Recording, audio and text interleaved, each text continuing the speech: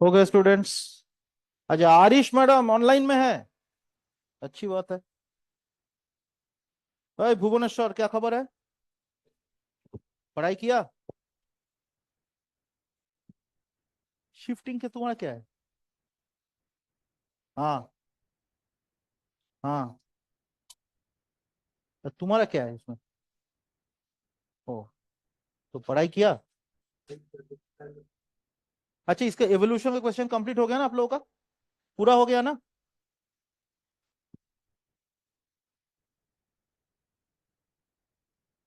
ओ हाँ।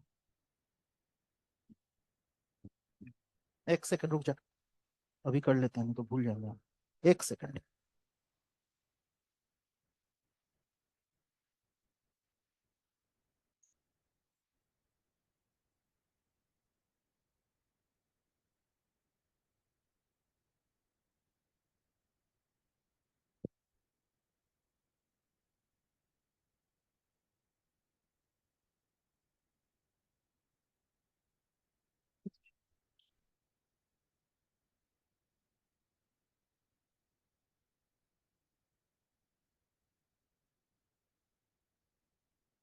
एक सेकंड रुक जा। हाँ।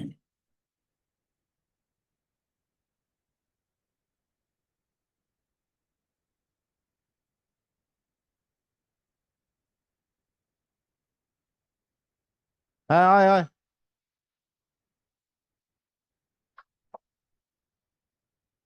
हेलो।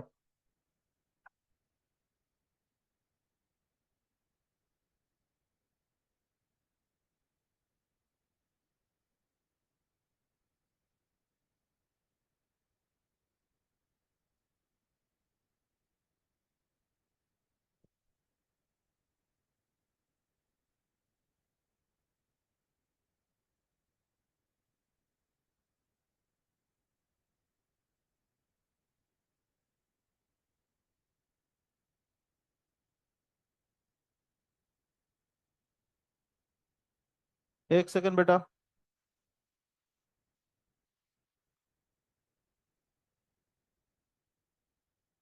फिर की पठा ली उज्जैनी? वो आई पठाओ बोल।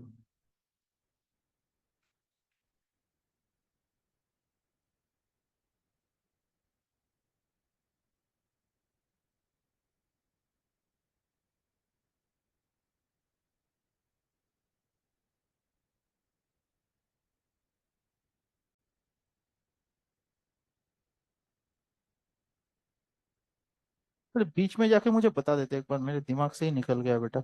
एक सेकंड। कहाँ है वो क्वेश्चन पेपर?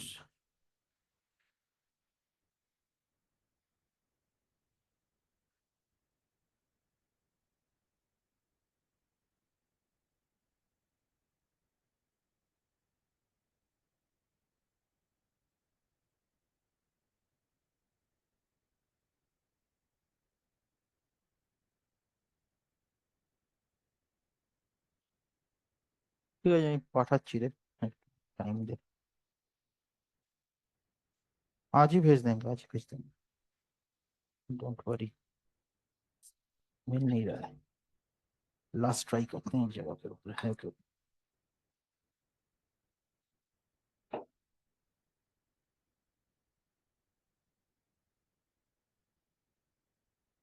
आ गया।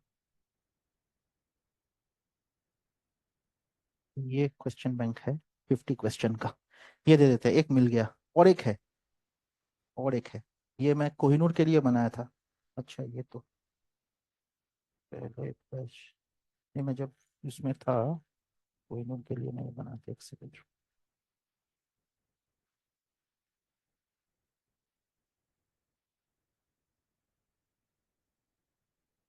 व्हाट?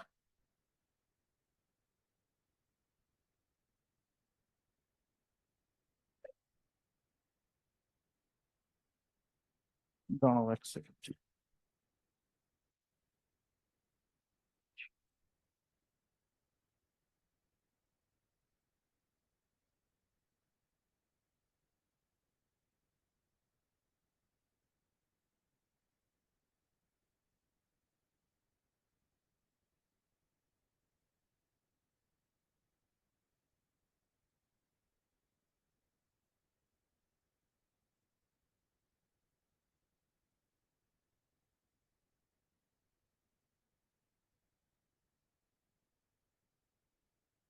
वेस्ट हो रहा है, रुक जा, हम शुरू करते हैं, मैं बता रहा हूँ, भेज देता हूँ मैं।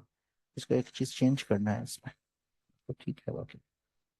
उसका नंबर भी मैंने सेव नहीं किया, यही प्रॉब्लम है।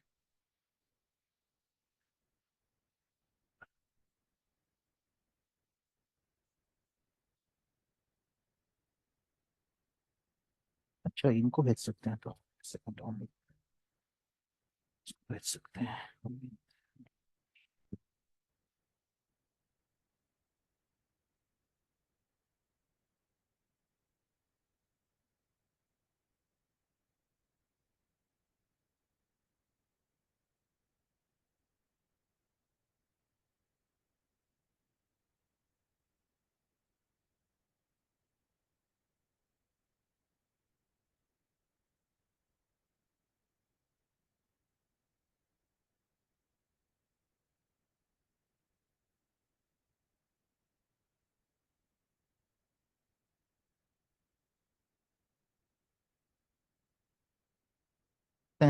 ओके। हाँ, कहाँ तक था मैं अच्छा, फीचर्स ऑफ एक्वायर्ड इम्यूनिटी उसमें।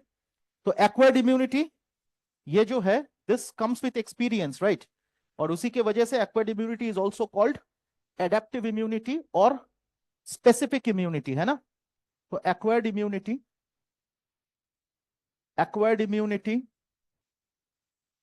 you can also call it adaptive immunity or specific immunity.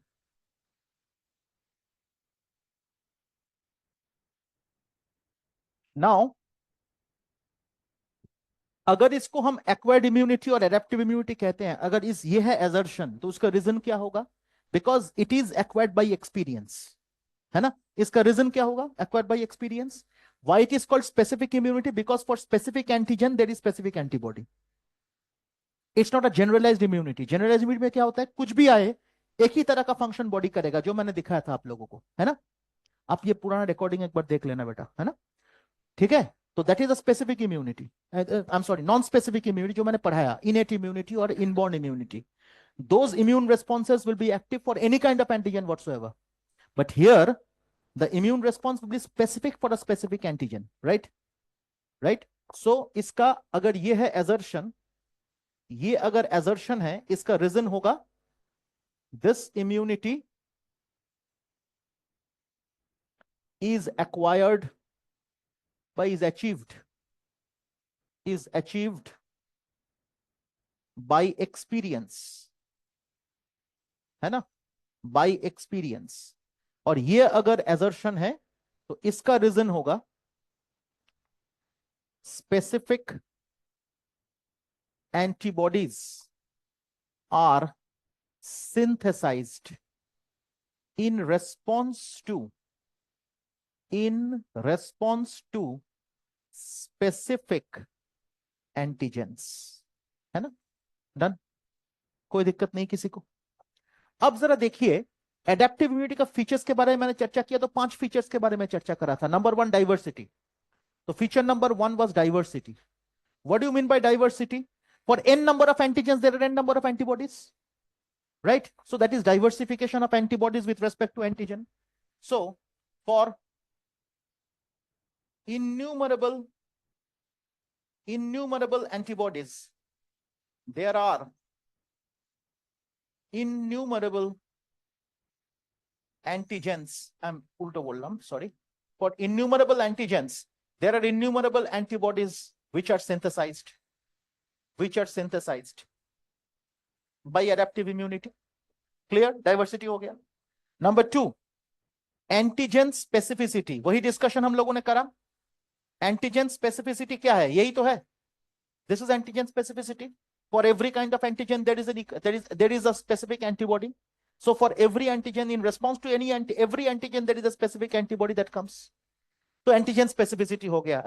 Islampur मुंदिया देख। Number 3, self and non self recognition. बताया था मैंने, self and non self recognition. Krishna, इसमें आप बताओ मुझे रिकॉग्निशन, आप मुझे बताओ कि इसमें मैंने ग्राफ्टिंग के बारे में चर्चा किया था पिछले दिन जाते जाते। तो बताइए ग्राफ्टिंग का नाम क्या क्या है? What are the different types of grafting? बोल। মাথায় হাত দিচ্ছিস কেন? ভুলে গেছিস মানে? নিজের নাম ভুলে যাস? 2 থাপ্পড় মারবো গালে। 5টা ছিল। এই ছোকরা বল। অটোগ্রাফট, অটোর পরে শুইতে জেনো। ও, তারপর বাকিগুলো তো, হ্যাঁ बाकीগুলো तो ऑटोग्राफ्ट। अभी भी सामान उठा रहे हो क्या? हाँ, होमोग्राफ्टेड आगे একটা ছিল। तू था क्लास में? भाई 30th को था ना तू क्लास में? 30 तारीख को था क्लास में तू? तो কি হলো ক্যাটারপিলার? দুটো চড় মারবো, সামনে দুটো দাঁত ভেঙে যাবে। বল, মার খাবি? কি ভাগ্যলক্ষ্মী? ऑनलाइन स्टूडेंट्स कोई आंसर करेगा? पिछले दिन मैंने बताया था। Anyone who want to tell me? Arish, Soma, anyone on the platform wants to tell? Type कर दे बेटा। हाँ बोल। Very good. अब तो हो गया, बाकी तो बोल ही दिया वो। होमो एंड जेनो। हाँ, तू गाले चौड़ खाबे जिस दिन सीधे हो जावे। इसके रेफरेंस में हम लोगों ने क्या बोला? We have to study the grafting, the different types of graft, और इसके बारे में एनसीईआरटी में चर्चा है। It's important for us. तो कहा गया self and non self recognition का मतलब क्या है? Our immune system is capable enough to distinguish between the self and non self tissues. अगर लिवर काट के किडनी में लगा दिया चलेगा? ऑर्गेनिज्म तो एक ही है। अगर किडनी में ग्लोमेरुलस काट के कलेक्टिंग डक्ट में लगा दिया चलेगा? नहीं चलेगा। सो माइन्यूट टू माइन्यूट जगह पे भी self and non self tissues को डिफरेंशिएट कर पाता है अपना इम्यून सिस्टम। यही तो है। So our immune system is capable enough our immune system, Rangit কি হচ্ছে রে?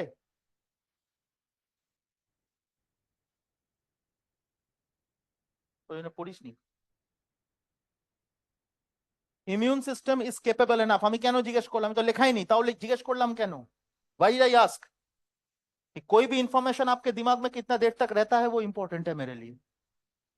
मुझे पता नहीं था, क्या मैंने नहीं पढ़ाया, लेकिन मैंने जिक्र किया था लास्ट डे, वो भी पता था मुझे, तो फिर मैंने पूछा क्यों? कुछ तो रीजन होगा। Our immune system is capable enough to differentiate between the self and non-self tissues within the body, है ना? कोई दिक्कत? एंड देन इसी के रेफरेंस पे हम लोग पढ़ेंगे ग्राफ्टिंग, और ग्राफ्टिंग से 2 और सवाल पढ़ेंगे बेटा, वो भी जबरदस्त क्वेश्चन है, देखिए। और इसी के रेफरेंस पे हम लोग पढ़ेंगे ग्राफ्टिंग। ये self and non self recognition का सवाल कब आता है? जब ग्राफ्टिंग होता है तभी आता है ना। तो ग्राफ्टिंग के बारे में बात करेंगे तो ऑटोग्राफ्ट, आइसोग्राफ्ट, होमोग्राफ्ट, হেটারোগ্রাফট और জেনোগ্রাফট। এই 5টা নাম শুনেছিল বলে ও বললো 5টা, বাট হেটারোগ্রাফট और জেনোগ্রাফট एक ही है। सॉरी माने, you should be sorry. Autographed, autographed कब होता है? With in the same organism अगर होगा, with in the same organism, एक ही ऑर्गेनिज्म में हो रहा है, इधर का टिश्यू काट के इधर लगा रहा है, करता है ना, राइनोप्लास्टी वगैरह सब करता है ना आजकल। हाँ, तो ये टिश्यू बॉडी से ही काट के लगाता है। So autograft, so grafting between the tissues within the same individual, ये हो गया ऑटोग्राफ्ट। आइसोग्राफ्ट তাই তো, মানে ये কি বলে, आइडेंटिकल ट्विंस और monozygotic twins. So grafting between monozygotic और आइडेंटिकल ट्विंस, ये एग्जाम का क्वेश्चन है बेटा, इंटरनल एग्जाम का भी क्वेश्चन है। Homograft between same species, that is homograft. तो grafting between the same, by two individuals of the same species, between two individuals of the same species,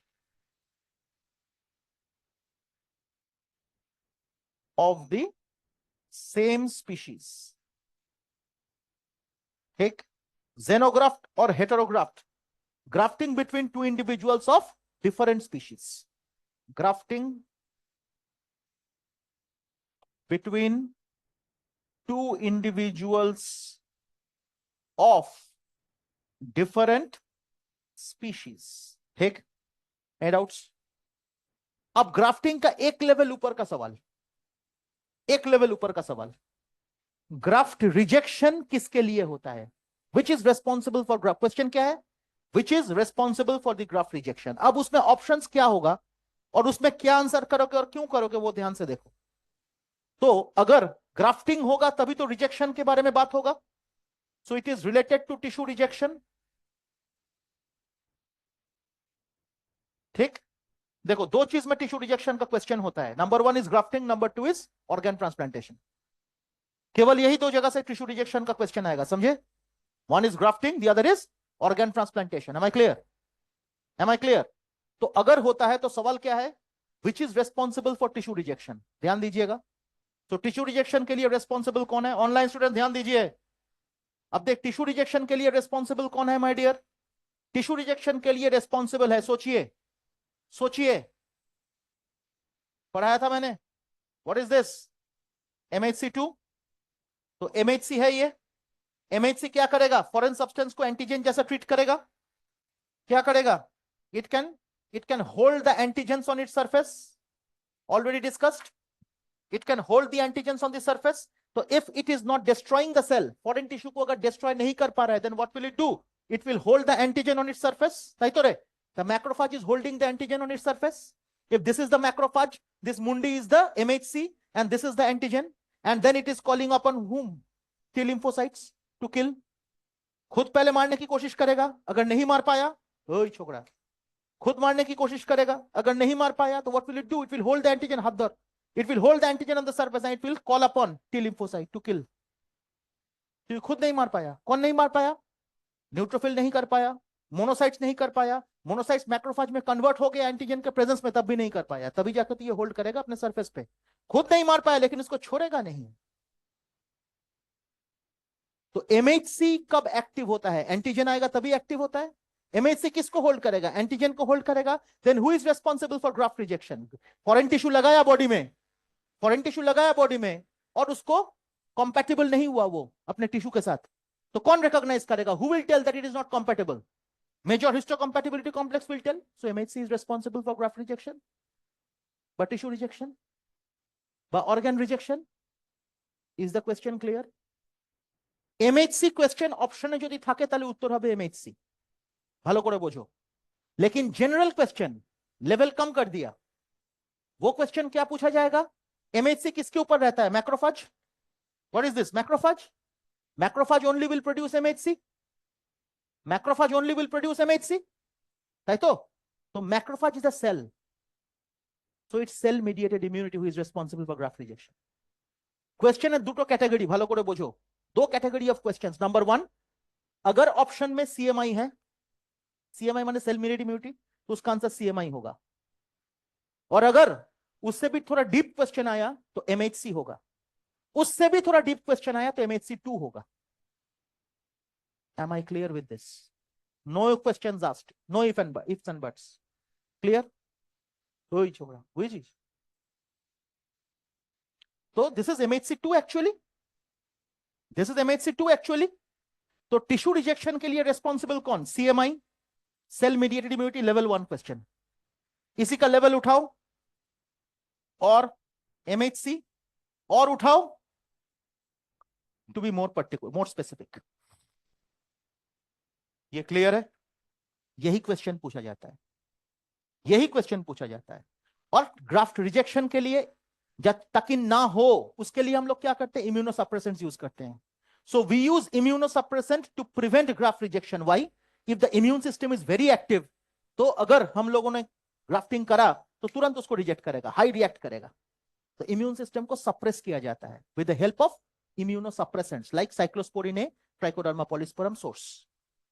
ताई तो एनसीईआरटी वॉल्यूम 2 183 उधर मिलेगा आपको, माइक्रोब्स इन ह्यूमन वेलफेयर। तो ध्यान दीजिएगा, graft rejection, tissue rejection और ग्राफ्ट रिजेक्शन, है ना। तो इस कंडीशन में यूज ऑफ इम्यूनो सप्रेसेंट्स, ठीक, दैट इज अपने सिलेबस में है cyclosporin A from the fungus जिसका नाम है ट्राइकोडर्मा पॉलीस्पोरम।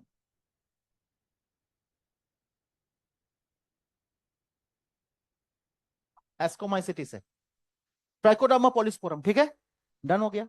इससे एक्सटेंडेड क्वेश्चन यही होता है, इससे एक्सटेंडेड क्वेश्चन और कुछ नहीं। किडनी ट्रांसप्लांट एक क्वेश्चन हो सकता है, बात है किडनी ट्रांसप्लांट केन क्वेश्चन होते पड़े, केन कि अपना सिलेबस में किडनी ट्रांसप्लांट है।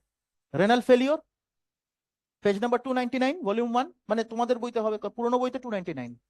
रेनल फेलियर আছে না লেখা, किडनी ट्रांसप्लांट के बारे में लास्ट में लिखा है, देखोगे उससे क्वेश्चन रिलेटेड यही है।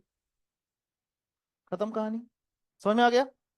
अब देख, ये हो गया self and non self. Next number 4 কি বলেছিলাম, আচ্ছা ঠিক আছে চল উপরে করি। নাম্বার 4 सेल्फ लिमिट, हाँ ठीक है इसको कर लेते। Self limitations, our immune system knows their own limitation, our immune system knows its own limitation, समझ में आया। our immune system knows its own limitation, so it exactly knows कितना वो कर सकता है, और it exactly knows कब उसको अपना रिस्पॉन्सिबिलिटी दूसरे को देना है। इसीलिए सेल मीडिएटेड इम्यूनिटी शिफ्ट करके ह्यूमोरल इम्यूनिटी में चला जाता है। एंड ह्यूमोरल इम्यूनिटी क्या है, जहां पे एंटीबॉडीज का परफॉर्मेंस होता है, पार्टिसिपेशन होता है, and therefore it is also called AMI, antibody mediated immunity. और एग्जाम का क्वेश्चन, आपका मॉड्यूल का क्वेश्चन, इंटरनल एग्जाम का भी question is AMI. AMI is nothing but humoral immunity, ठीक है। तो our immune system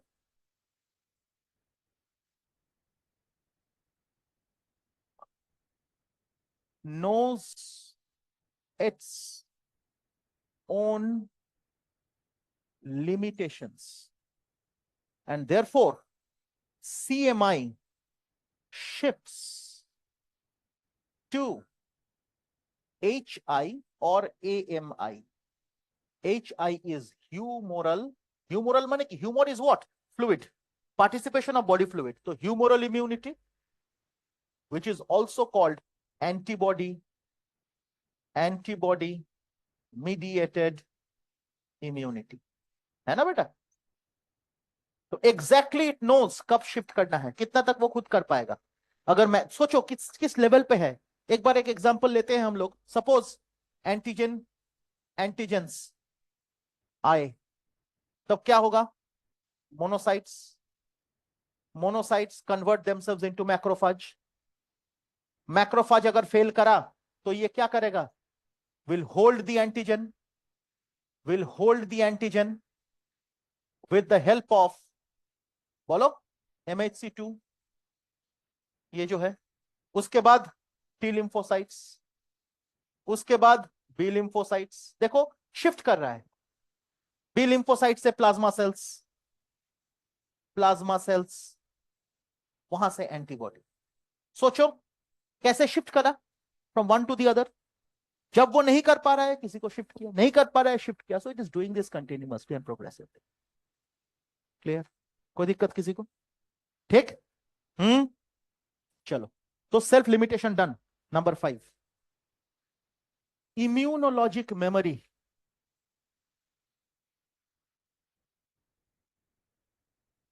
immunologic memory, तो इम्यूनोलॉजिक मेमोरी, इसके बारे में थोड़ा चर्चा कर ले।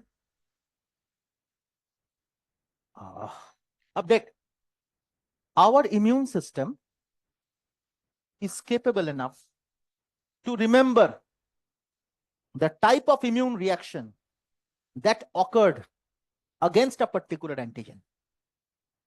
इसीलिए सेम एंटीजन अगर नेक्स्ट टाइम फिर से अटैक करेगा, there will be an intense immune reaction and the antigen will be evaded away.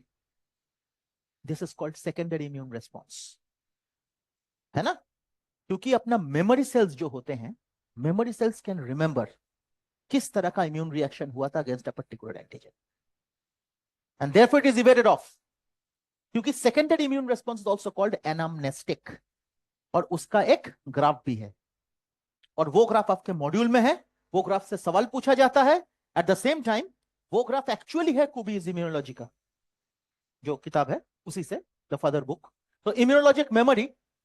So our immune system remembers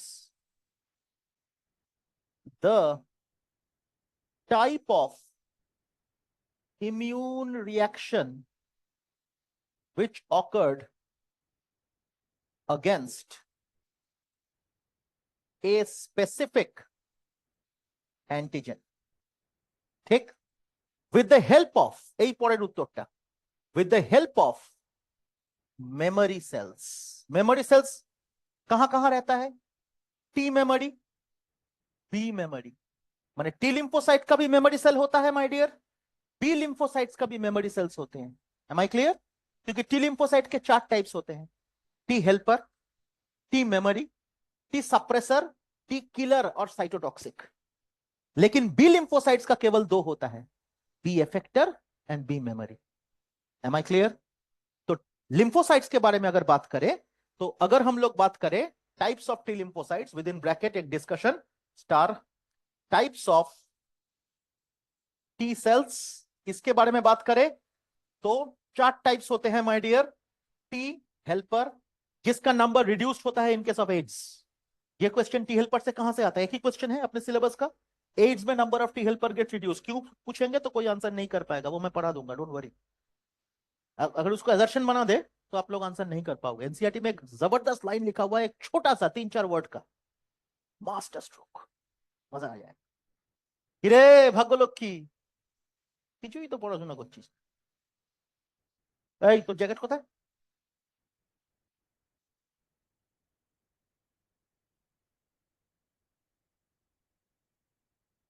কি বাবা, হেল্পার, বুঝলি?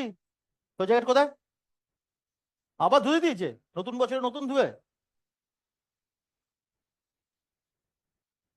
टी हेल्पर, फिर T suppressor, T memory, T killer और T cytotoxic. तो as goes for helper, ये तो पता है ना आपको. Helper, suppressor, T memory, T killer और সাইটোটক্সিক. আবার তুই এটা বলিস না 5টা আছে টি সেল, দেখিস বাবা. ठीक है? इसके बाद types of B lymphocytes, types of B cells. इसका 2 टाइप है my dear, B memory, B effector. M goes for memory my dear, memory cells and B effector. काम क्या है बाद में पढ़ाएंगे आपको, टेंशन मत लीजिए, सब पढ़ा दे. अब देखिए एक और चीज बताते हैं, जैसे कि मिजल्स, मम्स, चिकन पॉक्स, ये सब जिंदगी में जनरली एक बार ही होता है. उसके बाद अपना बॉडी इम्यूनिटी ले लेता है उसके उसके खिलाफ, तो एंटीबॉडीज क्रिएट कर लेता है वो, और मेमोरी सेल्स में वो याद रखता है. Memory cells are very strong for these infections, the memory cells are very strong. लेकिन इन्फ्लुएंजा बार बार होता है. तो अगर सर एक बार ही जिंदगी में होना है तो इन्फ्लुएंजा में बार बार क्यों होता है? This is all due to the longevity of the memory cells. अगर memory cells are very strong और उसका लॉन्जिविटी ज्यादा है, तो वो इंफेक्शन एक बार ही होगा, बार बार नहीं होगा. लेकिन अगर मेमोरी सेल बहुत शॉर्ट लिव्ड है, सो देन वो इंफेक्शन बार बार होगा. Am I clear? Tetany, tetanus बोलो.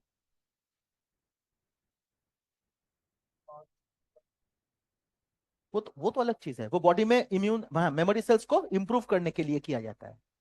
जो वैक्सीनेशन हम लोग करते हैं वो क्या करते हैं? अल्टीमेटली तो एंटीबॉडीज देते हैं बॉडी में. टेटनस में जैसे टेटनस टॉक्सॉइड है, या तो एंटी टेटनस सेरम अगर होगा तो एंटीबॉडी डायरेक्टली इंट्रोड्यूस करेंगे ना. तो डायरेक्टली हम लोग एंटीबॉडी इंट्रोड्यूस करेंगे. तो बॉडी में अगर हम लोग कंटिन्यूअसली एंटीबॉडी इंट्रोड्यूस करेंगे माय डियर, तो एंटी मतलब उस इमरजेंसी सिचुएशन में हम लोग करते हैं। तो क्लॉस्ट्रिडियम टेटनी का अगर इंफेक्शन है और उसमें हम लोग टिटनस टॉक्सॉइड दिया, tetanus toxoid is one thing, वो जन्म से देना चालू करते हैं। और अगर वो नहीं दिया, कट गया, तो फिर हम लोग जो देते हैं दैट इज डायरेक्टली एंटीबॉडी देते हैं। Tetanus toxoid is not antibody. ভালো করে এটা শোনো, যে জিজ্ঞেস করলো, let me tell you this clearly. Tetanus for example, तो बच्चे का जन्म हुआ, उसके बाद उसको एक वैक्सीन का सीरीज दिया जाता है, उसमें बीसीजी भी होता है, टिटनस टॉक्सॉइड भी होता है। ध्यान से सुनिएगा, उस टाइम पे जो टिटनस टॉक्सॉइड हम दे रहे हैं that is antigen, that is antigen. Body antibody produce करेगा। उसी का बूस्टर जैसे बोला 5 साल में दिया जाता है, बुझते पेरेছো। बट जैसे 9 महीने में हम लोग देते हैं मम्स मिजल्स रूबेला एमएमआर, वो भी अपना पहली बार दे रहे हैं और वो एंटीजन दे रहे हैं। लेकिन फॉर एग्जाम्पल बाद में कट गया और उस कंडीशन में हम लोग दुकान में जाके कि ये बोलते हैं कि टिटनस दे दो, वो टिटनस क्या है? That is ATS, anti tetanus serum, that is antibody, that is passive immunity. Directly antibody दे रहे हैं बॉडी में, क्योंकि बॉडी का उतना टाइम नहीं है रिस्पॉन्ड करने का। तो इसीलिए डायरेक्टली एंटीबॉडी अगर देंगे तो बॉडी जल्दी रिस्पॉन्ड करेगा। समझ में आया? मतलब बॉडी जल्दी एंटीबॉडी लेके फाइट करेगा। अगर उस टाइम पे एंटीजन फिर बनाए, एंटीजन आया फिर एंटीबॉडी बॉडी बनाएगा, उतना टाइम नहीं रहता। बुझते पारो? तो टिटनस टॉक्सॉइड इज समथिंग और anti tetanus serum is something. Tetanus toxoid is the antigen that is given to the body, but ATS is the antibody which is given to the body. ATS हम लोग emergency में देते हैं और continuous and prolonged अगर देंगे तो toxoid देंगे। Am I clear? ये कॉन्सेप्ट समझ में आ गया ना? अब जरा देखिए, কেন এই প্রসঙ্গটা এলো বলতো? अच्छा हाँ, तो हम लोग जब भी एंटीजन देते हैं बॉडी के अंदर, तो बॉडी का मेमोरी सेल्स जो होते हैं बेटा, बॉडी का memory cells remembers the type of antigen. उसी के रेस्पॉन्स में बॉडी किस तरह से रेस्पॉन्ड किया वो भी याद रखता है। अगर मेमोरी सेल्स का लॉन्जिविटी ज्यादा है, then that infection will occur once in a life time और twice in a life time. लेकिन अगर मेमोरी सेल का लॉन्जिविटी कम है, शॉर्ट लिव्ड है, तो दैट इंफेक्शन विल रिकर। जैसे न्यूमोनिया है, जैसे आपका ये है, क्या नाम है इसका, इन्फ्लुएंजा है। तो बहुत सारे डिजीज है, बैक्टीरियल डिजीज, वायरल डिजीज जो बार बार होता है, बुझते पारो? लेकिन मम्स बार बार नहीं होता, चिकन पॉक्स बार बार नहीं होता। अगर किसी का रिलैप्स कर रहा है तो इसका मतलब इम्यून सिस्टम उतना स्ट्रांग नहीं था, मतलब मेमोरी सेल्स उतना स्ट्रांग नहीं था। इम्यून सिस्टम स्ट्रांग मतलब क्या है? बॉडी रिमेंबर करेगा नेचर ऑफ एंटीजन, है तो immune reaction that had occurred, तो memory cells are weak, short lived, और इसीलिए बार बार होता है। इन्फ्लुएंजा हो गया, बाकी जो भी है ना? ये क्लियर हो गया concept? Definitely antigen to antigen vary करेगा कि किस कैसा एंटीजन आया और कैसे मेमोरी सेल्स आया, सिंथेसिस कैसा हुआ, मेमोरी सेल्स का डीएनए में क्या है, वो डिटरमाइन करेगा। आप लोग पढ़े हो टाटा बॉक्स? टाटा बॉक्स सुना है आपने? प्रिमनाउ बॉक्स सुना? नहीं सुना? सुना छो टाटा बॉक्स? ट्रांसक्रिप्शन में पढ़ो तुम। तो डीएनए में एक कोडिंग होता है that will determine the longevity of the cell. जो प्रोग्राम सेल डेथ हम लोग कहते हैं, जब भी एक सेल सिंथेसिस होता है, जब भी एक सेल का बर्थ होता है, it is destined to die, वो मरेगा ही। कब मरेगा वो डिटरमाइन करता है डीएनए में कोडिंग क्या है और उसका टेलोमरेज एक्टिविटी कैसा है। Telomerase activity will determine the cell death. কি বললাম বুঝতে পেরেছো? इसीलिए कैंसर में सेल्स आर इमॉर्टल, আমরা বলি না ইমর্টাল সেলস কেন? Because the telomerase activity is greatly reduced कैंसरे। टेलोमरेज की करे क्रोमोसोम का साइज डिक्रीज करवा देता है and ultimately the chromosome dies, ultimately the cell dies. तो ये जो टेलोमरेज एक्टिविटी है, टेलोमरेज क्या है? एंजाइम है। तो टेलोमरेज एंजाइम अगर सिंथेसिस होना है तो जीन से होगा। वो जीन डीएनए में कोडिंग में रहता है, डीएनए का कोडिंग में रहता है। वो कोडिंग को टाटा बॉक्स कहते हैं। এই যে কথাটা বললাম এটাকে আবার রেকর্ডিংটা শুনে নিস, টাইমটা দেখে রাখ, শুনে নিবি, ঠিক আছে? तो यही मैंने कहा कि हमेशा याद रखना कि प्रोग्राम्ड सेल डेथ जो होता है तो वो होता है अपना टेलोमरेज एक्टिविटी के वजह से, ठीक है? तो longevity of a cell will be determined by that. T memory का भी वही है, उसका लॉन्जिविटी जो है that will be determined by the DNA, ठीक है? वो डिटरमाइन करेगा कब तक, कितना दिन तक वो याद रखेगा।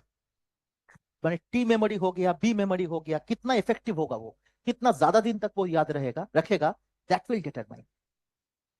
समझ में आया? Is very important.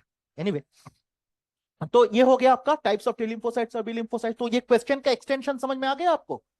और इम्यूनोलॉजिक मेमोरी माने second time, then again when the same antigen reinfect, then there is a severe immune response, and thus the antigen is evaded away. evaded लिख ले, अवे लिखता है ना जाए, ठीक है समझ में आया? And this is called secondary immune response, which is also called anamnestic response. So this phenomena is called secondary immune response or anamnestic response. तो सेकेंडरी इम्यून रेस्पॉन्स और एनामनेस्टिक रेस्पॉन्स, इसका जो ग्राफ है बेटा,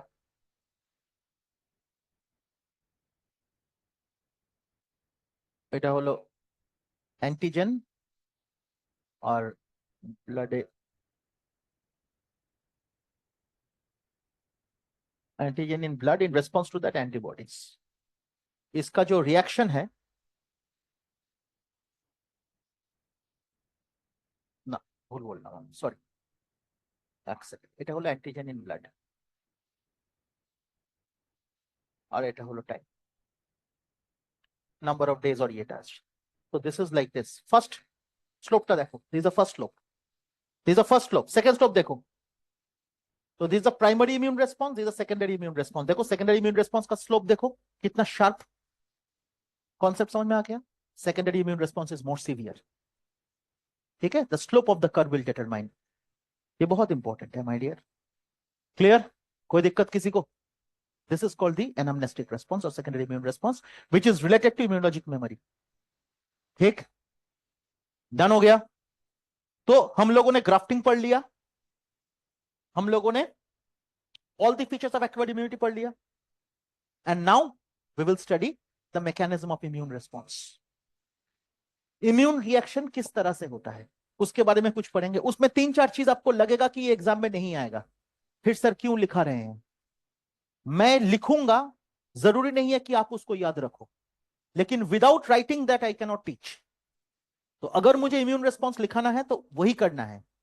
उसमें आपको कोई सवाल अगर होगा तो उसको नहीं पढ़ सकते हो, मुझे कोई दिक्कत नहीं, लेकिन उसको कंप्लीट करना है मुझे। और उससे पहले एक और चीज हम कहेंगे माय डियर, जरा ध्यान दीजिएगा। There is another thing that we will study right now, that is called CD. What do you mean by CD? A term is very important. CD. What is CD, my dear? CD is called the cluster of differentiation. ये क्या है? खाते हैं या sir पे लगाते हैं, किसी को पता नहीं। Cluster of differentiation का मतलब है my dear, these are glycoproteins which are present on the surface of lymphocytes, whether it is B lymphocyte or T lymphocyte. So first of all ध्यान दीजिएगा, इसका full form cluster of differentiation. Online student ध्यान दीजिएगा, cluster of differentiation. What are cluster of differentiation? So these are the glycoproteins which are present on the surface of lymphocytes. So these are the glycoproteins which are present on the surface of the lymphocytes. ये lymphocyte B lymphocyte भी हो सकता है, T lymphocyte भी हो सकता है। So both B cells as well as T cells। अच्छी बात है। सोचो, आप सोचिए एक चीज कि अगर ये एक सेल है और इसके ऊपर मान के चलिए ये एक ग्लाइकोप्रोटीन है। जनरली सेल का ग्लाइकोप्रोटीन जो है that is extrinsic protein, cell के सरफेस पे है, आउटसाइड भी हो सकता है, इनसाइड भी हो सकता है। अगर वो अंदर है that is intrinsic, this is extrinsic. This is extrinsic protein, this is intrinsic protein. ये तो आपको पता है ना एक्सट्रिंसिक इंट्रिंसिक का कॉन्सेप्ट। तो बाहर का एक्सट्रिंसिक जो प्रोटीन है this is glycoprotein, this is GP. अगर ये जीपी है, ये ग्लाइकोप्रोटीन का बेनिफिट क्या है? These act as cell surface markers. They act as cell surface markers. मतलब they will help the cell to be recognized by others. They will help the cell to be recognized by others. That is a cell surface marker. So this behaves as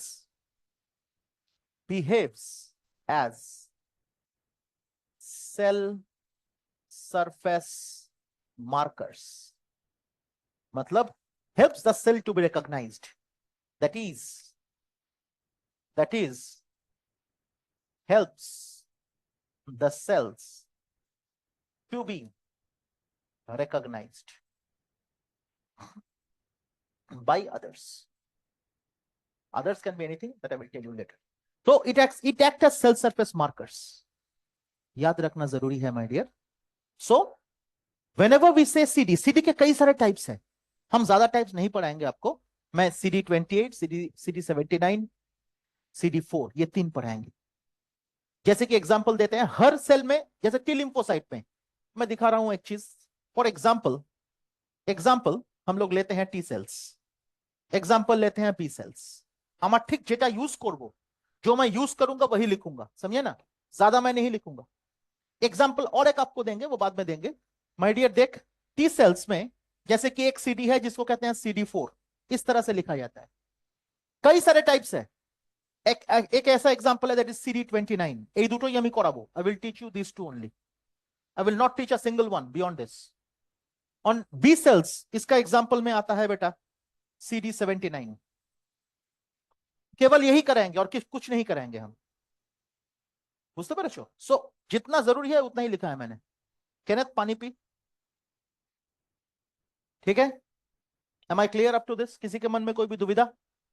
तो this is all about cluster of differentiation. तो ये cluster of differentiation वाला part हो गया, close हो गया। Any doubts anyone? अब इसके बाद हम लोग बात करेंगे regarding how the immune system act. बड़ा इंपॉर्टेंट डिस्कशन है इसके बाद।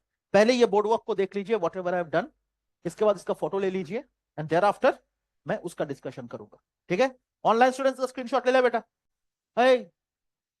ভাগ্যলক্ষ্মী ফটো তুলে দাও, গ্রুপে দিয়ে দাও। এই মেয়েটাকে গ্রুপে জয়েন করেছিস?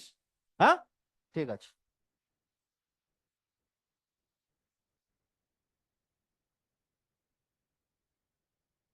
केनेथ तुझे नींद आ रहा है? पानी पिया? हाँ, हाइड्रेशन इज इंपॉर्टेंट, है ना? ATP will break into ADP plus PI. ATP hydrolase is the name of the enzyme which requires water. Hey, hydrolase काके बोले? The enzymes which can break an organic molecule by using water. याद है कौन कौन सा bond टूटता है? CC bond. भूले গেছিস? এই মাথা নিচু করছিস কেন? কি বললি? হ্যাঁ, ভেরি গুড, ইথার এস্টার। আর বল PX, ভেরি গুড, মানে হ্যালাইড। ছাগল, হ্যাঁ বল, তবে বল।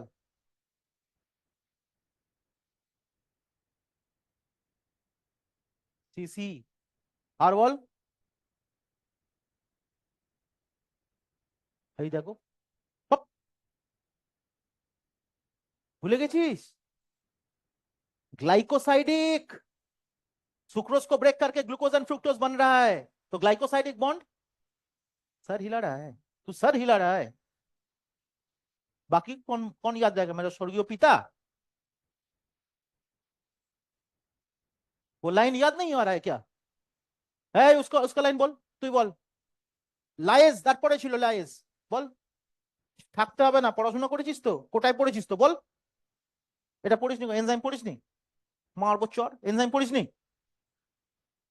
এগুলো ভলিউম 1 আছে? 158 লাস্ট সেন্টেন্স জিজ্ঞেস করছি, 158 এর লাস্ট সেন্টেন্স, পুরনো বই। কি লায়েজ? हाइड्रोलेज बोललाम, कहां कहां काम करता है? अब मैंने पूछा लाएज। हाँ हाँ, अच्छा ना? It can break an organic molecule without using water. NCERT लिखছে লিভিং ডাবল বন্ডস। और उसके साथ एक और चीज मैंने बताया था, अप एंड रिंग। तू जो एग्जांपल दे रहा है वो तो वही है। चले, double bond will not be broken and rings will also not be broken. মনে পড়ছে কিছু? ইসলামপুর? হ্যাঁ স্যার, এরকম করলে হবে? তো টিম মেমোরি এত উইক? বুঝলি কি বললাম? আরে এনজাইম, এনজাইম পেজ নাম্বার 158। তাহলে এত টাইম লাগছে? আমার কাছে ঝট ঝট ঝট ঝট মাথা কাজ করাতে হবে বেটা, इतना टाइम नहीं है। এই, তুই ভুলে গেছিস কেন? भूल कैसे गया? सीक्वेंस ऑफ एंजाइम बता, सीक्वेंस ऑफ एंजाइम बता।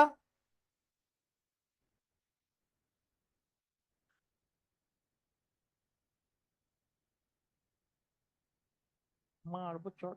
লাইগেজ ছিল প্রথমে, লাইজ, তারপর লাস্ট কোথায় হলো? আবার প্রথম থেকে বল। Very good, very good, very good, very good. Isomerase কি? ক্যাটারপিলার, তোর মনে আছে এগুলো? সব হেব্রু আর ল্যাটিন মনে হচ্ছে না?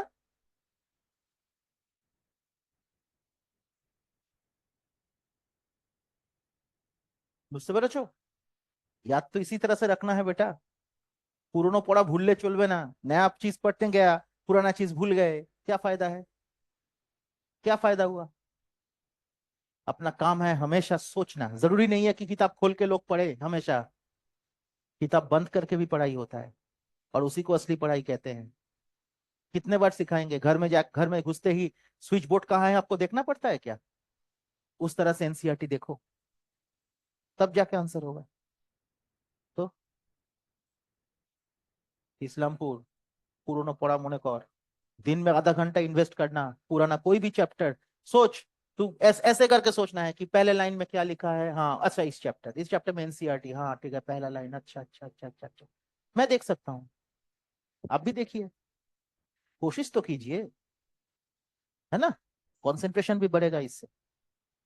इससे कंसंट्रेशन बढ़ेगा, पैरासिम्पैथेटिक एक्टिविटी बढ़ेगा, शांति आएगा दिमाग। नहीं तो दिमाग हमेशा उछलेगा, और वैसा होगा तो एग्जाम में परफॉर्मेंस खराब होगा। एग्जाम में बार बार टॉयलेट जाना पड़ेगा, सिंपैथेटिक एक्टिविटी बढ़ जाएगा, तो कैटाबॉलिज्म बढ़ेगा, तो यूरिन फॉर्मेशन बढ़ेगा। जो लोग एग्जाम में ज्यादा टॉयलेट जाता है, इसका मतलब उसका एग्जाम खराब हो रहा है। 100% लॉजिक है। गला सूखेगा, सिंपैथेटिक एक्टिविटी क्या है, डक्ट कॉन्स्ट्रिक्ट होगा, तो सलाइवरी डक्ट भी कॉन्स्ट्रिक्ट होगा, तो माउथ ड्राई होगा। माउथ ड्राई होगा तो पानी पिएगा, ज्यादा पानी पिएगा तो हाइड्रोलाइसिस होगा, ब्रेक डाउन होगा, है ना? और ब्रेक डाउन मतलब कैटाबॉलिज्म, यूरिन फॉर्मेशन, तो बार बार टॉयलेट जाएगा। तो वो सिंपैथेटिक एक्टिविटी में जो चल गया वो थोड़ी ना एग्जाम सही दे पाएगा। इसीलिए लोग कहते हैं कि एग्जाम हॉल में सर अच्छा नहीं हो रहा है, लेकिन घर में बैठ के क्वेश्चन हो जा रहा है। घर में तो पैरासिम्पैथेटिक एक्टिविटी है, शांति। तो हमेशा पुराना चीज पढ़ो, सोचो। This is important. If you forget the old things तो फंस गए, कोई कुछ नहीं कर पाएगा। जितना भी अच्छे बच्चे हो जाओ आप, कोई फर्क नहीं पड़ता। You will forget. কৃষ্ণা, এতবার আমি বলবো না, এবারে সিধা থাপ্পড় মারবো। বুঝতে পারছি, you know me very well. এই, ছবি তোল, এটা ঝামেলা হটা। এবারে মেকানিজম অফ ইমিউন রিয়াকশন পড়াবো, জলদি কর জলদি কর। ফটো ले लिया इसका? ভালো করে তোল। এই মাথা নামা, ভালো করে তোল। কিরে, তোর নামটা যেন কি? ইফাত, বসে বসে। নাম ভুলে যাই রে বাবা। হয়েছে? এবার ভালো করে গ্রুপে দিয়ে দে। चलो इरेज करते हैं इसको। ये बाबा, भुवनेश्वर, तूने कितना बड़ा गलती किया पता है? बता दीजिए, मेरा चाय ठंडा हो गया, बता दीजिए। इरेज करे इसको बेटा।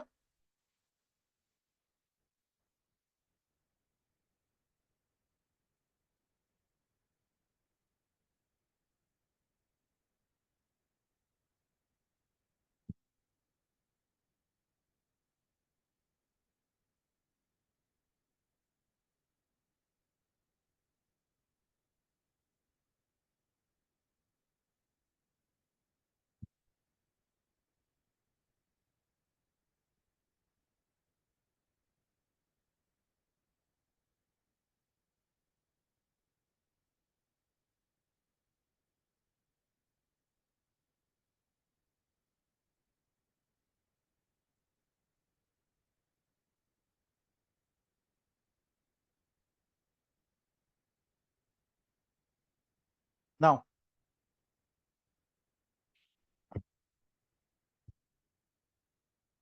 कुछ चीजें याद दिला देते हैं। Suppose this is a tissue, ये फोटोग्राफ याद है आपको जरूर, ये टिश्यू है।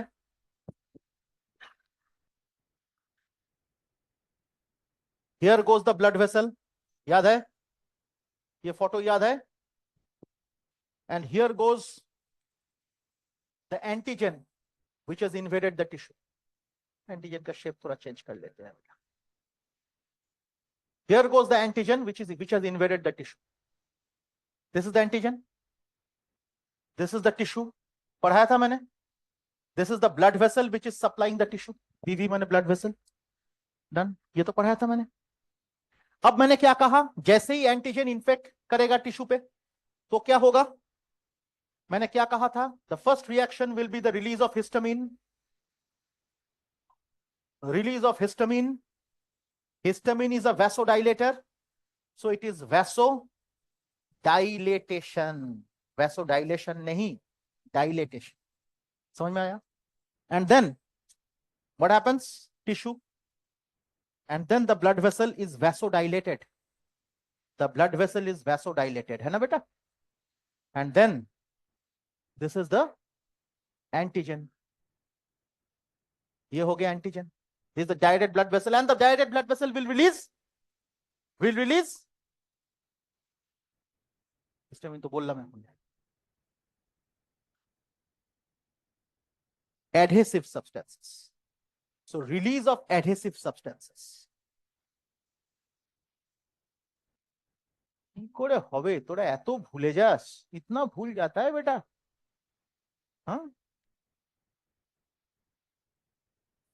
तुम लोग एकदम कॉन्सेंट्रेट नहीं करते, तुम लोग प्रैक्टिस नहीं किया कभी कॉन्सेंट्रेट करना, किसी ने सिखाया भी नहीं, और तुम लोग कभी कॉन्सेंट्रेट किया ही नहीं।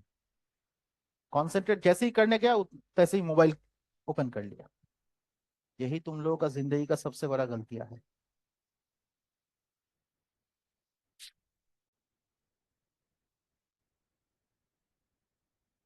ये आया, what are these are the adhesive substances, and then these are the sales.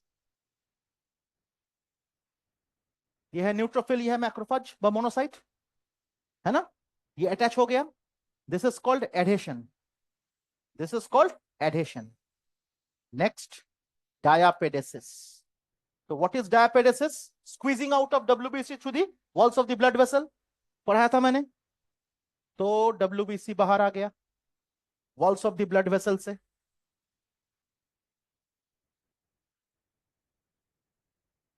तो इससे बाहर आ गया,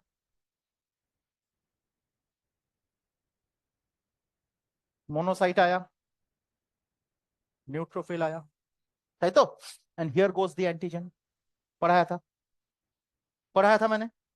एंड देन अब क्या होगा, chemotaxis, what I said, that depending on the nature of the antigen, the nature of antigen will determine whether macrophage will move towards it or whether neutrophils will move। তাহলে neutrophil जाबे कि macrophage जाबे, that will determined by the nature of antigen, তাই না।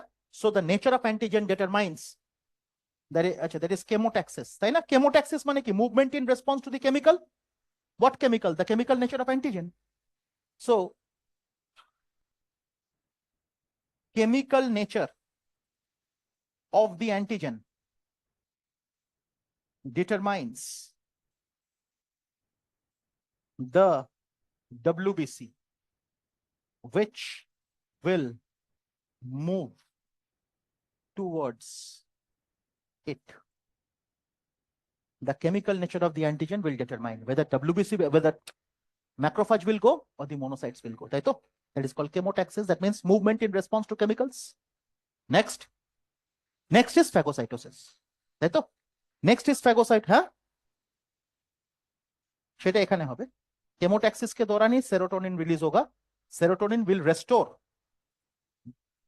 Will undergo vasoconstriction, ये जो blood vessel dilate होके रहा है ना, वो कॉन्स्ट्रिक्ट हो जाएगा, है ना, वैसोकॉन्स्ट्रिक्शन हो जाएगा, blood vessel will come to its original condition, है ना। तो restoration of the blood vessel to the original condition and then phagocytosis. अब ये फेगोसाइटोसिस का जो कॉन्सेप्ट है, ये कॉन्सेप्ट के बारे में बात करेंगे। तो it will undergo phagocytosis. Let's consider this is the macrophage which has gone. Let's consider this is a macrophage. So what will the macrophage do? Let's consider first of all, this is what? This is the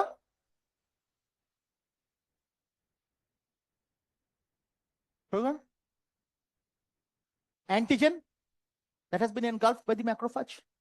And then this is called the phagosome. তাহলে এটাকে আমরা কি বলবো? This is the phagosome. ये solid होगा तो phagosome, अगर liquid होगा तो फ्लूइड होगा तो पिनोसोम। बिकॉज सॉलिड होगा तो फेगोसाइटोसिस, फ्लूइड होगा तो pinocytosis, so that will be pinosome. Correct? Now here goes lysosomes. These are the, for example, these are the lysosomes. Lysosomes. ठीक? What are these? These are the lysosomes. Lysosomes will contain hydrolytic enzymes containing hydrolytic enzymes.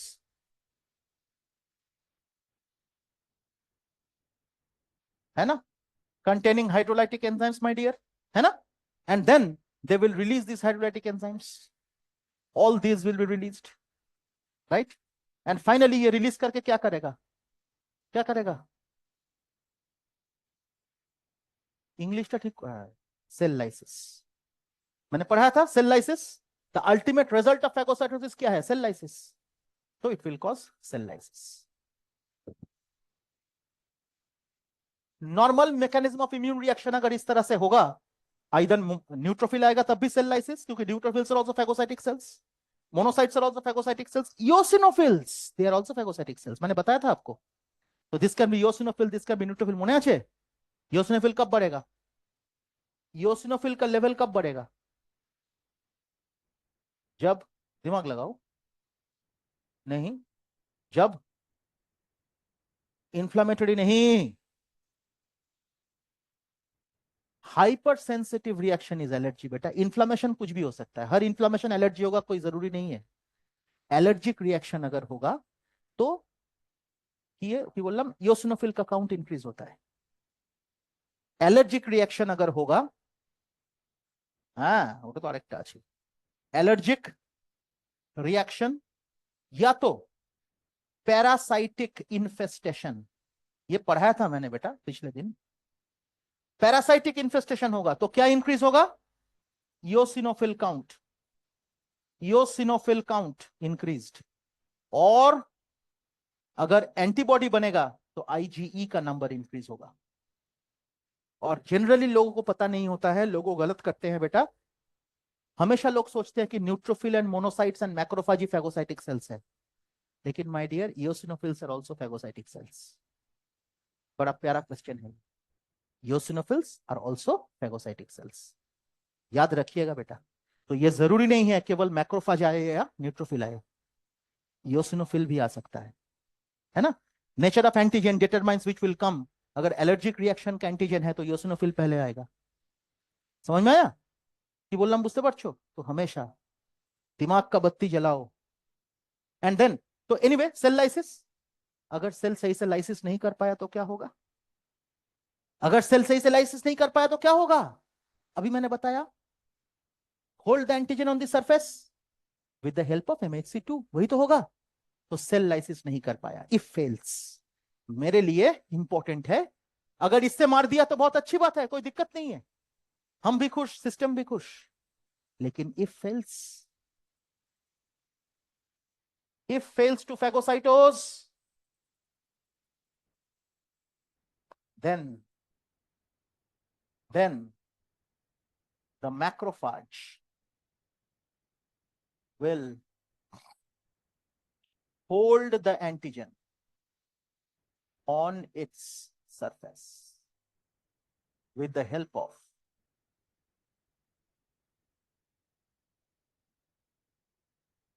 पढ़ाया था already, ये lecture आप देख लेना बेटा, बहुत important lecture है। ठीक है? तो it will hold the antigen on the surface. Let's talk of this, let's talk of this. 15 minute, ঠিক আছে। देखिए ध्यान से, let's consider this is the macrophage, ठीक, न्यूक्लियस, किडनी शेप न्यूक्लियस, जिसको हम लोग रेनिफॉर्म न्यूक्लियस कहते हैं, and here the macrophage is holding the antigen on its surface. अच्छी बात है, वो भी बहुत अच्छा चीज है, चलो होल्ड करो। तो it is holding the antigen on the surface with MHC2। कोई दिक्कत?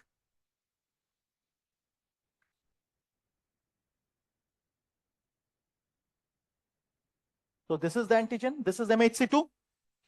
जब तक ये कॉम्बिनेशन नहीं होगा तब तक कुछ भी नहीं होगा, and it will call upon home, the T lymphocytes, बताया मैंने। अच्छी बात है।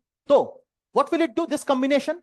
अब ये MHC2 कहां से आया, कौन सा क्रोमोसोम, कौन सा chromosome of macrophage? Human chromosome number 6, it's an autosome.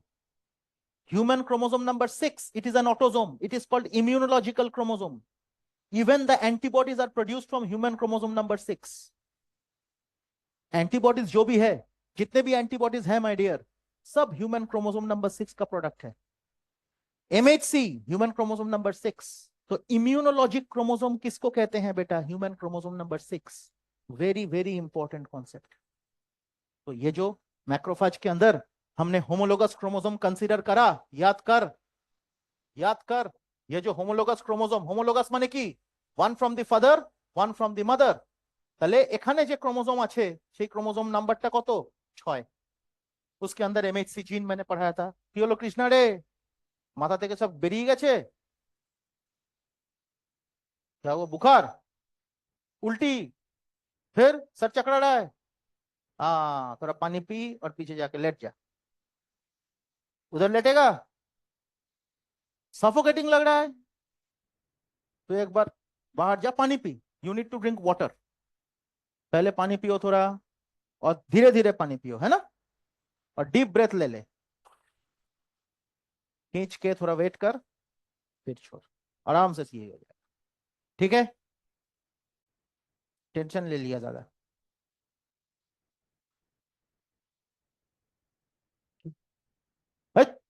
পরে আসবে, কিলারই আসবে, কি বলেছে, কিন্তু ওটা बाद में आएगा। धीरे धीरे पानी पी, और थोड़ा इधर मुंह में थोड़ा पानी देके आ सकता है, इधर नेप ऑफ द नेक में पानी देके आ सकते हो, ठंडा हो जाएगा, कोई दिक्कत नहीं, पैरासिम्पैथिक स्टिमुलस बढ़ जाएगा। Every game is sympathetic and parasympathetic बेटा, कुछ ज्यादा ही सिंपैथेटिक स्टिमुलस हो गया तेरा। ठीक है, चल शुरू करें। तो मैं क्या कहा बेटा, तो ये कॉम्बिनेशन हो गया MHC2। सोच, MHC2 macrophage along with antigen, ताई तो कॉम्बिनेशन को सोचो। तू रेस्ट लेगा थोड़ा, उधर जाके रेस्ट ले लेना, नहीं ठीक है क्या? घर, तो इधर बैठ के उधर बैठ जा, क्या दिक्कत है? रिकॉर्डिंग देख लेना, उसमें क्या दिक्कत है? अरे बाप रे बाप। ठीक है, तो ये कॉम्बिनेशन जो है, अब ये क्या करेगा, this will call upon T lymphocytes. अब टी लिम्फोसाइट को बुला रहा है, कहां से बुलाएगा?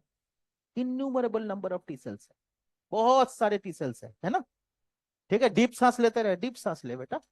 तो देख, ध्यान से देख, ये क्या है ना, ये ऐसे थाली लेके, प्लेट लेके हर किसी के पास जाएगा।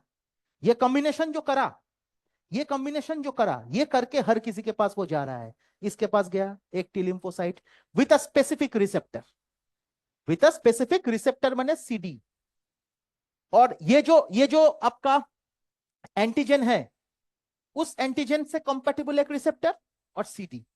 तो टी लिम्फोसाइट देखो, सपोज ये टी लिम्फोसाइट, बहुत सारे टी लिम्फोसाइट्स है, ध्यान से देख, बहुत सारे टी लिम्फोसाइट्स है। Suppose this is a T lymphocyte, ठीक है, और ये, ঠিক আছে একটাই করলাম, এটা আরেকটা টি লিম্ফোসাইট, এটা আরেকটা টি লিম্ফোসাইট, এটা আরেকটা टी लिम्फोसाइट। तो देखो हर एक अलग अलग रिसेप्टर्स है टी लिम्फोसाइट के ऊपर, देखा आपने? These are called T cell receptors, these are TCR माने टी सेल रिसेप्टर्स।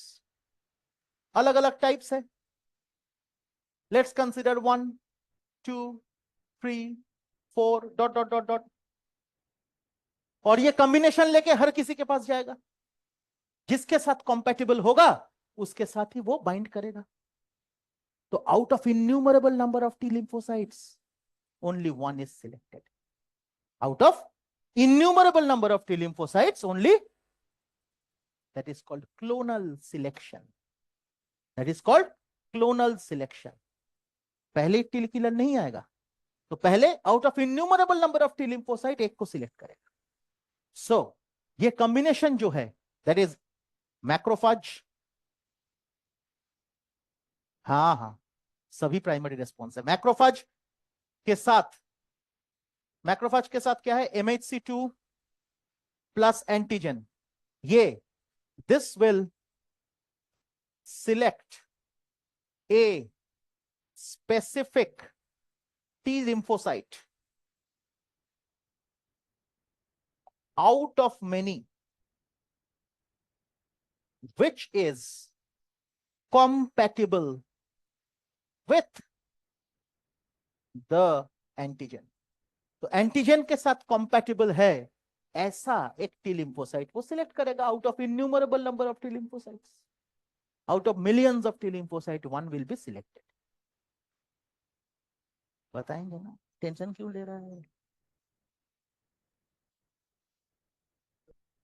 बताएंगे ना. स्पेसिफिक इसीलिए है क्योंकि एंटीजन का स्पेसिफिक रिसेप्टर अगर टी सेल में है उसी को सिलेक्ट करेगा. बहुत सारे T lymphocytes already present, out of which one will be selected. फिर उसके बाद क्या होगा वो बताएंगे ना. डोंट वरी, इतना जल्दबाजी मत कर. चल, क्या बताया मैंने, ये हो गया. This is called clonal selection. Called clonal selection. कल भी पढ़ाएंगे, टेंशन क्या है, आराम से. क्लोनल सिलेक्शन हो गया. Out of many one is selected. तो let's consider the clonally selected T lymphocyte. Let's consider this is the selection. Suppose TCR1 is selected. For example, TCR1 is selected. ठीक है, इसको सिलेक्ट करा. तो let's consider the clonally selected T lymphocyte बेटा. So here goes the clonally selected T lymphocyte. This is the clonally selected T lymphocyte जिसमें there are, this is the TCR1. दिख गया आपको, दिस इज द TCR1. ठीक, कोई दिक्कत? Very much in the same way जिसके बारे में मैंने कहा था.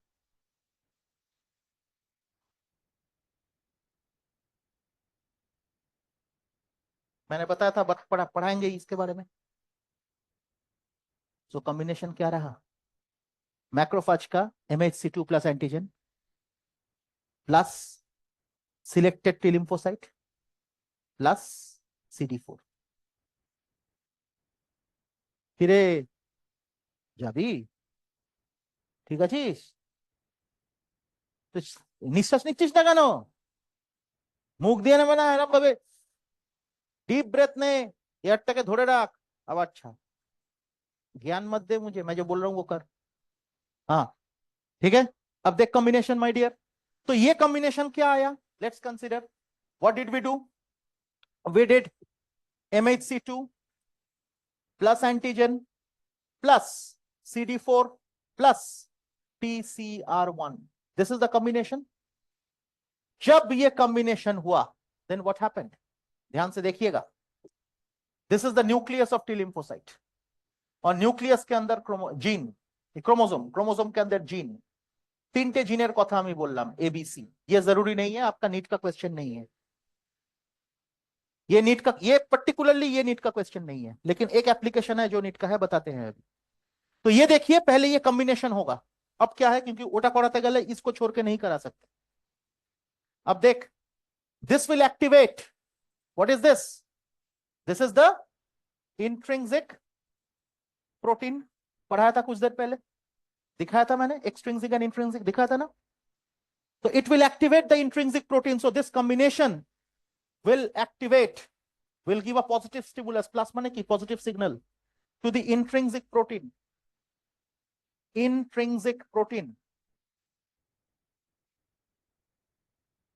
in T cells, no, of T cells, I'm sorry, of T cells, ताई तो.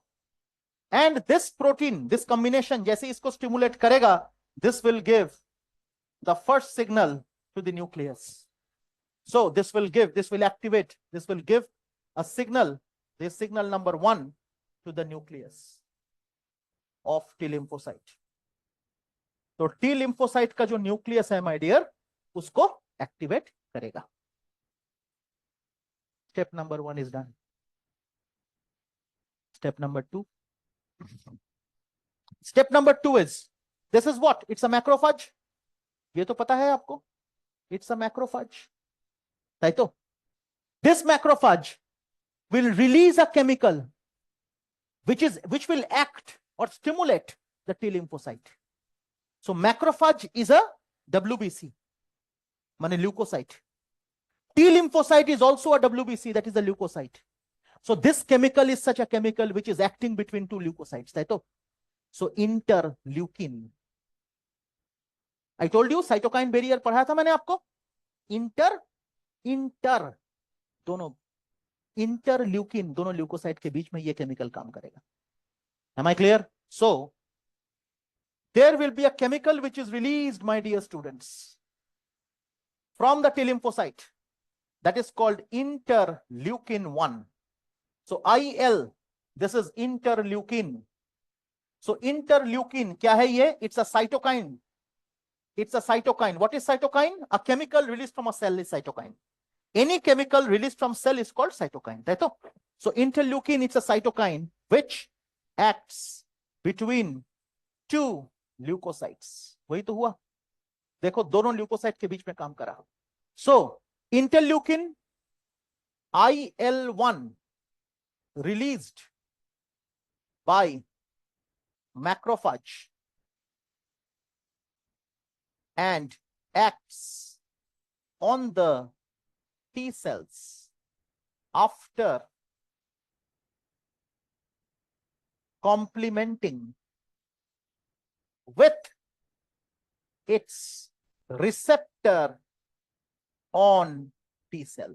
माने ये interleukin 1 आया, interleukin 1 will bind to the receptor of interleukin 1 that is present on the T lymphocyte. This is the receptor of IL-1. तो ये combination क्या हुआ? Interleukin आपका एग्जाम का क्वेश्चन है. IL-1 रिसेप्टर के साथ जुड़ेगा, ये एग्जाम का क्वेश्चन नहीं है, लेकिन इनकम्प्लीट नहीं करा पाएंगे. सो इंटरल्यूकिन 1 का रिसेप्टर के साथ बाइंड करा and then it will send a second signal to the nucleus. समझ में आया? And then it sends a second signal to the nucleus. ठीक ना? डन हो गया? डन हो गया? Third, there is a chemical which will be released. There will be a chemical which is released by, it's a chemical which is called a contact molecule. मतलब they will communicate and contact. This is the contact molecule that will interact with the T lymphocyte and the macrophage. This is called contact molecule B7 इसका नाम है. ये आपको याद नहीं रखना है. But it will interact with its receptor again on the T lymphocyte. This receptor is called, मैंने आपको OREX CD बताया था, that is CD29. And then the third signal. ये तीन सिग्नल आज पढ़ो. ये तीन signals. Signal number 3. So, a contact molecule B7, a contact molecule B7 interacts with its receptor within bracket CD29 on the T cells or T lymphocyte. Will send another signal to the nucleus. Nucleus gets activate. अब nucleus activate होकर क्या करेगा वो हम लोग कल पढ़ेंगे. लेकिन फाइनली ये तीन रिएक्शन जब तक नहीं होगा तब तक कुछ भी नहीं होगा.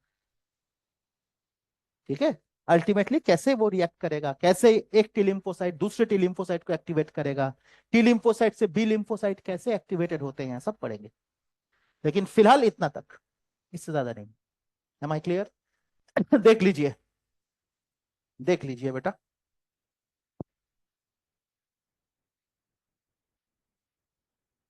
देखे ना? तो ये समझ में आया? वो तो हर किसी के लिए क्लियर है, स्टेप्स ऑफ फैगोसाइटोसिस। उसके बाद मैंने कहा macrophage will hold the antigen on the surface, जिसका प्रेजेंटेशन ये है। और फिर combination CD4, cluster of differentiation पढ़ना है, इसीलिए CD दैट इज प्रेजेंट। और क्लस्टर ऑफ डिफरेंशिएशन क्या करता है, देखो MHC के साथ इंटरेक्ट करता है। क्लस्टर ऑफ डिफरेंशिएशन केमिकल्स के साथ इंटरेक्ट करता है ना? This is the contact molecule which is released by the macrophage, interacts with this receptor. So all these CDs are present. These CDs are present on the surface of T lymphocytes. हाँ, T lymphocytes বুঝতে পারছো? Similarly B lymphocyte के ऊपर भी कुछ कुछ ये present है ना? क्लस्टर ऑफ डिफरेंशिएशन प्रेजेंट है, ग्लाइकोप्रोटीन्स प्रेजेंट है। बुझতে পারলি? इसका फोटो ले ले, फिर पढ़ाएंगे कल। ठीक है कृष्णा, ठीक है जी, चले जा।